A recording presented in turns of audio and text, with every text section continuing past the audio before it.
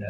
E o gnosticismo, que nós já falamos tanto e que nós temos ali, porque você viu que muitas das heresias que foram citadas hoje nessa live são gnósticas, mas a base de tudo, o começo é o gnosticismo. Tá? Aí vai dar origem a tantas outras heresias gnósticas. Né? Então, ali nos séculos I, no século II, começou essa ideia de que a matéria é má. Esse é o lema principal dos gnósticos. Né? Essa foi uma ideia que eles tomaram emprestado de alguns filósofos gregos, e isso vai contra o ensinamento católico. Não apenas porque contradiz o Gênesis, né, onde Deus diz, Deus contemplou toda a sua obra e viu que tudo era muito bom, né? Toda a obra é boa, como é que a obra pode ser má? Certo? Bem como também contradiz outras partes da Sagrada Escritura, porque nega a própria encarnação. Se a carne fosse algo ruim, Deus não teria escolhido nascer na carne, certo? Ele teria vindo como puro espírito, como dizem outras heresias. Né? Se a matéria é má, então Jesus não poderia ser verdadeiro Deus e verdadeiro homem, pois em Cristo não existe nada que seja mal. Assim, muitos gnósticos negavam a encarnação, alegando que Cristo apenas parecia como homem, mas que a sua humanidade era apenas ilusória. Pois é, alguns gnósticos, na verdade, reconhecendo que o Antigo Testamento ensina que Deus criou a matéria, eles alegavam ali que o Deus dos judeus era uma divindade maligna, bem diferente do Deus de Jesus Cristo no Novo Testamento. É o demiurgo, né, que a gente explica bem nos vídeos. Né? Então, eles também propunham assim, a crença de que muitos seres divinos, conhecidos como os éons, servem de mediadores entre homem e Deus. E é inatingível, não tem como você chegar perto de Deus. Né? Então, o mais baixo de todos esses éons aí, são essas criaturas divinas, digamos assim, servem de mediadores entre os homens, eles estavam em contato direto com os homens, e aí teria sido Jesus Cristo. Essa heresia permanece de maneira quase igual na chamada Nova Era. Nós também temos aqui no canal um vídeo explicando sobre os símbolos da Nova Era. Eu não coloquei, né? Isso. Mas depois a gente coloca, não se preocupa, a gente lembra depois de colocar. Mas também é bem fácil, né? Você está aqui dentro do nosso canal, você vai ali na busca por vídeos, digita Nova Era, pronto, vai aparecer. Se eu não me engano, tem um vídeo que é o que é a Nova Era, explica certinho o que é a Nova Era. Depois tem um sobre os símbolos da Nova Era. É bem interessante, hein? Vale bastante a pena você ver, porque além de a gente explicar, a gente coloca na tela os símbolos para você ver e reconhecer. Tem vários símbolos da Nova Era espalhados aí ao nosso redor o tempo todo. Às vezes tem uma coisa lá na sua casa e é um símbolo da Nova Era e você nem sabe, né? Então é bom você se informar. Tá? Em outras formas, aliás, ela não deixa de ser a heresia de base de muitas outras, como o protestantismo, né, que nega os sacramentos, nega a maternidade divina da Santíssima Virgem, decorrentes de uma visão gnóstica, segundo a qual a religião verdadeira é puramente espiritual.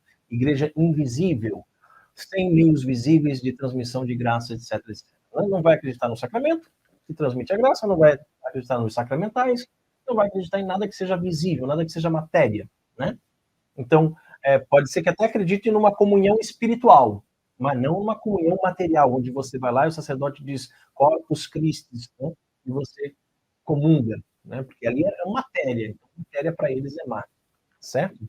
Outra grande heresia foi o montanismo. Já no final do século II, Montanus, ele iniciou inocentemente, digamos assim, a sua carreira pregando um retorno à penitência e ao fervor. Até aí, tudo bem. Só que ele alegava que os seus ensinamentos estavam acima dos ensinamentos da igreja. Olha a soberba. Daí... Porque Montanus se dizia que ele era diretamente o Papa inspirado. Não. Os cardeais não, o magistério não. Só ele que era, né? Parece com Lutero também. Diretamente Montanus, inspirado pelo Espírito Santo. Mas isso já lá no século II, né? Então, há quanto tempo, né? E aí, logo, ele começou a ensinar sobre uma eminente volta de Cristo lá na cidade natal do Montanus, a Frígia. Errou! Ele não foi, ele não veio, não voltou, errou. Ele afirmava, né, que a igreja não tinha a capacidade de perdoar os pecados mortais. É uma heresia, na verdade, de uma certa forma, que está presente em muitas seitas atuais, né? Trazem essa ideia aí no fundo. Por exemplo, a Assembleia de Deus, e tem a outra seita suicida africana lá também, né? Vamos para o sabelianismo, que é do princípio do século III. Eles ensinavam que Jesus Cristo e Deus Pai não eram pessoas distintas, né? Como a outra seita que nós vimos agora há pouco, uma outra heresia, né? Mas simplesmente dois aspectos ou operações de uma única pessoa. Então, uma pessoa que às vezes se apresenta como Pai e às vezes se apresenta como Jesus, mas é a mesma pessoa que tem aspectos diferentes, né? De acordo com eles, as três pessoas da Trindade existem apenas em referência ao relacionamento de Deus com o homem, mas não como uma realidade objetiva. Então, assim, como que você se relaciona com Deus? Ah, eu rezo para o Pai, que é criador de todas as coisas. É um aspecto. Ah, eu rezo para o Filho, que é o Redentor. É um outro aspecto. Eu rezo para o Espírito Santo Consolador. É um outro aspecto, mas não três pessoas distintas de um mesmo Deus, que é a Trindade. Então, uma heresia até um pouco confusa, mas a gente explicando assim, acho que fica claro, né? Essa visão também está presente em muitos movimentos ditos ecumênicos, né, protestantes atuais, especialmente entre as seitas mais antigas. Nosso Senhor, para eles, é meio que dissolvido em uma vaga divindade. E chegamos no arianismo, né, Carol? Nós citamos já antes. Sim, exatamente. O arianismo vem do século IV, é uma das maiores heresias que a igreja teve que confrontar. Né? O bispo Ário, que levou aquela bofetada de São Nicolau. Exatamente. E é interessante, o nome chama heresiarca, viu? O herege que inventa uma heresia, ele é um heresiarca.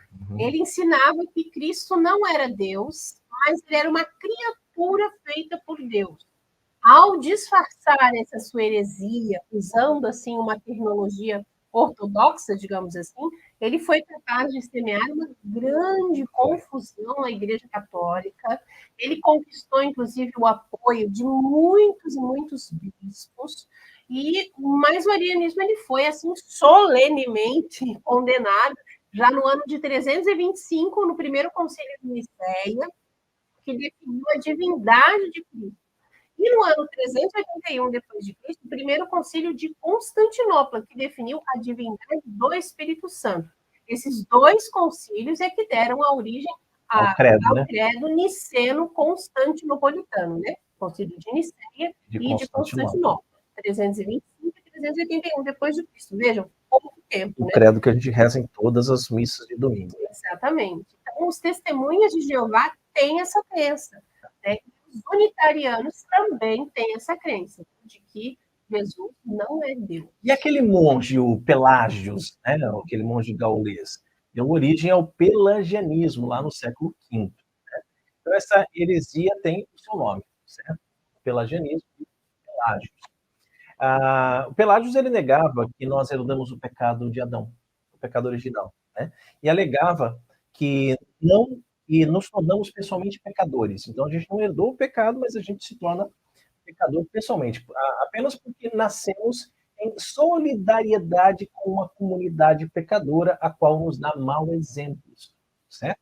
Da mesma forma, ele negava que herdamos a santidade ou justiça como resultado da morte de Cristo na cruz, e dizia que nos tornamos pessoalmente justos através da instrução e imitação da comunidade cristã, seguindo o exemplo de Cristo. Então, o pelagiano é aquele que acha que pode se salvar por si só. Não precisa de Deus para nada. Eu mesmo, pelos meus esforços, pela minha capacidade, eu vou exercitando as virtudes e eu consigo me salvar, né? Pelágios declarava que o homem nasce moralmente neutro e pode chegar ao céu por seus próprios esforços. Né?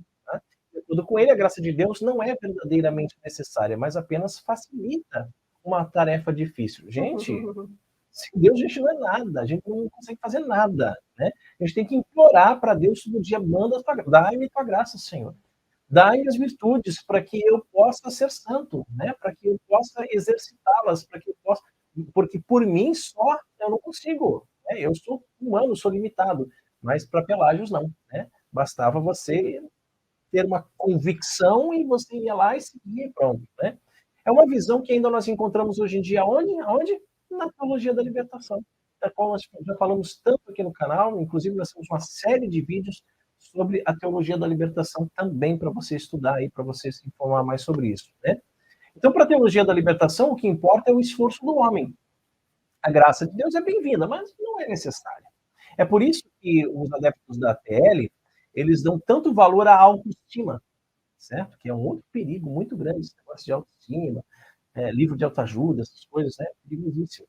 Que é um autoestima nada mais é do que um nome chique para o pecado do orgulho, né?